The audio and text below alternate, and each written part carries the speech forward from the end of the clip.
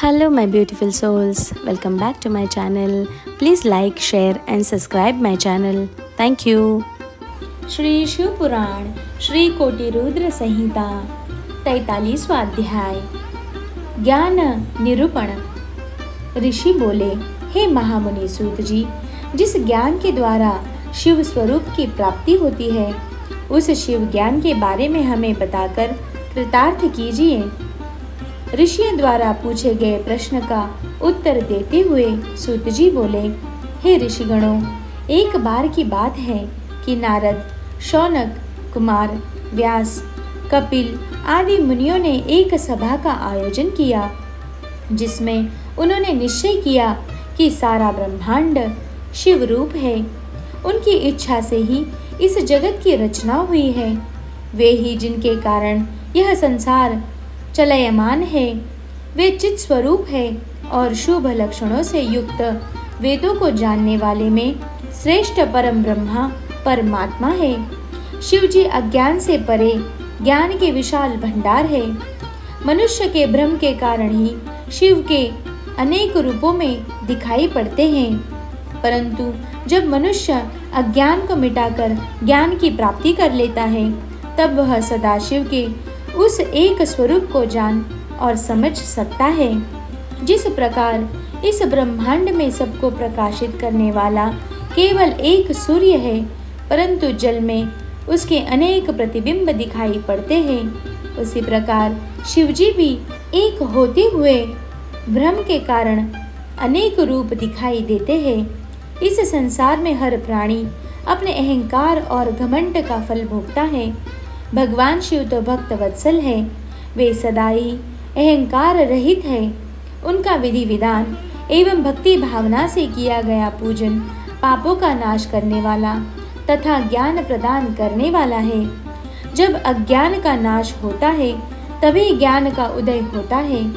ज्ञान के उदय से अहंकार का नाश होता है। अहंकार के नष्ट होने से बुद्धि निर्मल होती है और मनुष्य भगवान शिव के स्वरूप को प्राप्त कर लेता है। वह जीवन मरणों के बंधनों से मुक्त हो जाता है। वह मनुष्य अपने शरीर को त्याग कर शिव में विलीन होता है। इसी को मुक्ति कहा जाता है। संसार में ज्ञानी मनुष्य वही है जिसे न कोई खुशी होती है और न ही कोई गम सताता है, जिसे अच्छे बुरे का कोई अंतर ही नहीं पड़ता। सुख और दुख दोनों ही समान रूप है। जब मनुष्य मन में मुक्ति की कामना लेकर आत्मयोग के द्वारा शरीर को शिव साधना में समर्पित कर देता है तब वह सांसारिक व्याधियों से छूट जाता है। अंत मोक्ष की प्राप्ति के लिए भगवान शिव से बढ़कर कोई देवता नहीं है। उनकी शरण में जाकर ही जीव संसार के बंधनों से मुक्त हो जाता है। ब्राह्मणों, इस प्रकार वहां पधारे हुए ऋषियों ने आपस में यह निश्चय किया कि ज्ञान की बातों को अवश्य ही मन मस्तिष्क में मनुष्य को धारण करना चाहिए। इस प्रकार मैंने आपको आपके द्वारा पूछी गई सब बातें बता दी है। अब आप और क्या जानना चाहते हैं? ऋषि बोले, हे व्यास शिष्य सूत जी, हम आपको नमस्कार करते हैं। आप धन्य हैं और त्रिलोकीनाथ भगवान शिव के भक्तों में श्रेष्ठ हैं। आपकी अनुकंपा से हमारे मन की सभी शंकाएं मिट गई हैं और पापों का नाश करने वाले और मोक्ष देने वाले शिव तत्व के ज्ञान की प्राप्ति हुई है, जिससे आज हमारा जीवन सफल हो गया है। सूत जी बोले, हे द्विजो, जो मनुष्य श्रद्धाहीन, नास्तिक और भक्ति में रुचि नहीं रखता उसे शिव तत्व का ज्ञान का उपदेश नहीं देना चाहिए। इस शिव तत्व का ज्ञान का उत्तम उपदेश मुझे व्यास जी ने दिया है। यह ज्ञान उन्हें वेदों, पुराणों, शास्त्रों और इतिहास के अध्ययन से प्राप्त हुआ है। इसे एक बार सुनने से पापों का नाश हो जाता है, दोबारा सुनने से उत्तम भक्ति प्राप्ति होती है और तीसरी बार सुनने से मनुष्य को मोक्ष की प्राप्ति होती है।